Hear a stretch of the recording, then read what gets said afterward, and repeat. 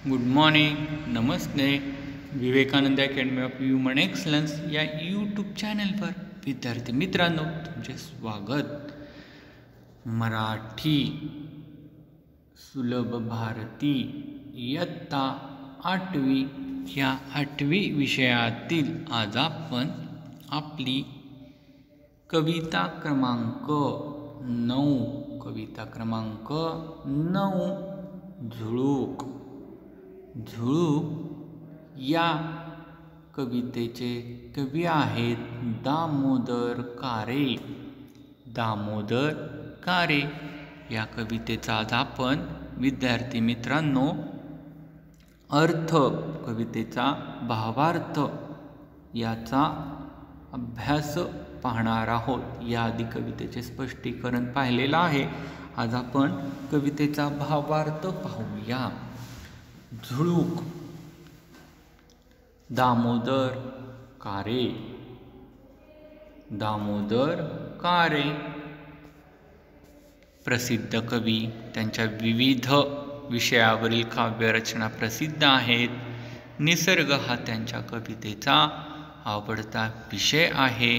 आपण वाऱ्याची झुळूक झालो तर कोठे कोठे जाता येईल, काय काय पाहता येईल आणि कोणकोणत्या गमती जमती करता येतील याचे मजेदार वर्णन प्रस्तुत कवितेत कवीने केलेले आहे. तर चला आपण सुरुवातीच्या ओळी कवितेच्या पाहूया. वाटते सानुली मंद झुळूक मी व्हावे, घेईल ओढ मन तिकडे स्वर झुकावे. काय म्हणतात कवी की या झुळकेला काय वाटतंय, मला कधी कधी वाटते की मी एक छोटीशी मंदपणे वाहणारी वाऱ्याची झुळूक व्हावे आणि मनातील इच्छेप्रमाणे जेथे जावेसे वाटेल तेथे स्वच्छंदपणे विहरावे, बागडावे, फिरावे. नंतरच्या कडव्यामध्ये कवी काय म्हणतात तर कधी बाजारी, कधी नदीच्या काठी राईत, कधी वा पडक्या वाड्या पाडी हळू थपकत जावे, कधी कानोसा घेत, कधी रमत गमत वा कधी भरारी थेट. बघा,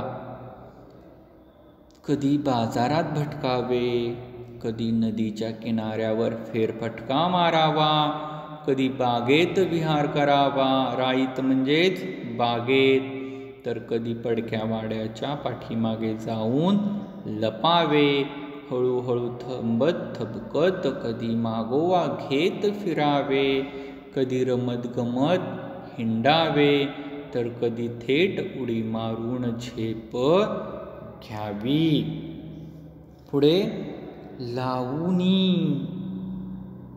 अंगुली कलिकेला हळूवार, ती फुलून बघे तो व्हावे पार पसार, परी जाता जाता सुगंध संगे न्यावा, तो दिशातून फिरता उधळूनी द्यावा. बघा, असे वाटते कधी मंदशी झुळूक घेऊन कळीला, राईतल्या बागेतल्या कळीला खट्याळपणे अलगद बोटाने स्पर्श करावा, तिची खोड काढावी व ती वळून पाहण्याच्या आत तिथून पळून जावे. पण जाता जाता त्या कळीचा सुगंध माझ्या संगती न्यावा आणि तो सुगंध दिशात दाही दिशात उधळूनी द्यावा. सर्वत्र त्या कळीचा सुगंध दौडावा, पसरावा. पुढे गाण्याची चुकली मुकली गोड लकेर, झुळझुळ झऱ्यांची पसरावी चौफेर, शेतात पाचूच्या निळ्या नदीवर शांत खुलवीत मखमली तरंग जावे गात. छोटीशी झुळूक घेऊन झऱ्याच्या झुळझुळ वाहणाऱ्या गाण्याची चुकार मधुर लकेर चौकडे पसरून द्यावी. पाचूसारख्या हिरव्यागार शेतामध्ये व निळ्या पाण्याच्या नदीवर मखमली लहरी शांत खुलवीत गात गात जावे. लकेर म्हणजेच तान. त्यानंतर पुढे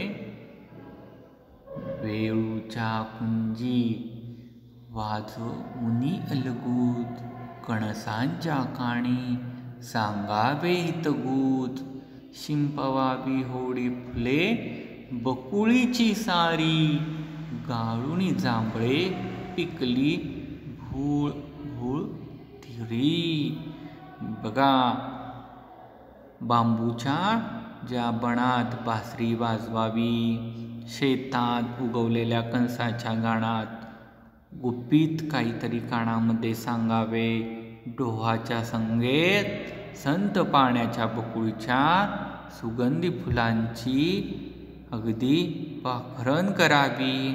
नदीच्या किनारी असणारी गाबुळलेली जी जांभळांची झाडं आहेत त्या गाबुळलेल्या जांभळांना विखरून द्यावीत, सर्वत्र त्याचा सडा टाकावा असे मला वाटते. आणि शेवट कवी म्हणतो की दिनभरी राबुणी दमला दिसता कोणी टवटवी मुखावर आणावी बिलगोणी. स्वच्छंद अशा या करुणी नाना मौजा घ्यावा विसावा यावे मी तिन्ही सांजा. आणि हा दिवसभर कष्ट करून दमलेल्या माणसाला बिलगून त्याच्या चेहऱ्यावर प्रसन्नता आणावी. अशा प्रकारे दिवसभर खट्याळपणा करीत स्वच्छंद बागडून मौज मज्जा केल्यानंतर सायंकाळी थोडी विश्रांती घेण्यासाठी परत यावे. असं या झुळूक कवितेचा विद्यार्थी मित्रांनो आज आपण भावार्थ पाहिलेला आहे की कधी मला या छोटीशी मंद झुळूकून बाजारात भटकायचे आहे, कधी वाऱ्याच्या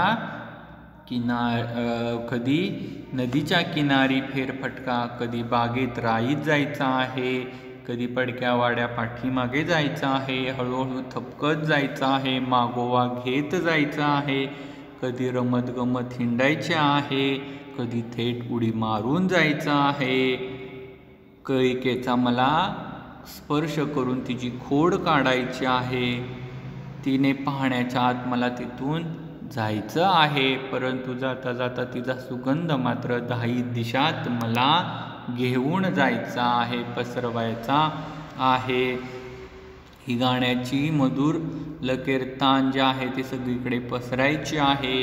या पाचूसारख्या हिरव्यागार रत्नाप्रमाणेची ही शेती देखील उठून दिसत आहे आणि या नदीवर मखमली लहरी शांत खुलून गात गात जायचं आहे.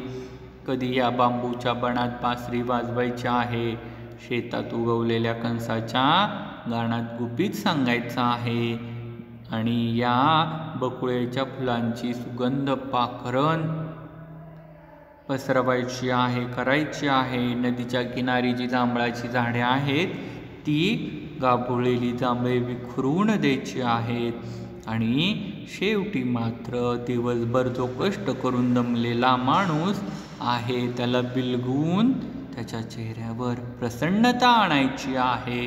अशा प्रकारे खट्याळपणा करीत स्वच्छंद बागडून नाना प्रकारच्या मौज मज्जा केल्यानंतर मात्र सायंकाळी थोडी विश्रांती घेण्यासाठी मला परत फिरायचं आहे, परत यायचं आहे माझ्या घरी, असं या कवितेत कवी दामोदर कारे यांनी झुळूक याच्याविषयीची कल्पना मांडलेली आहे.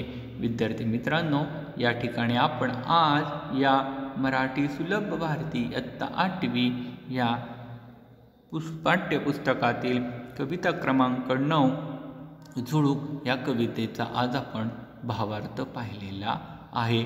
कवितेचा भावार्थ तुम्ही तुमच्या वहीमध्ये लिखाण करायचं आहे. धन्यवाद.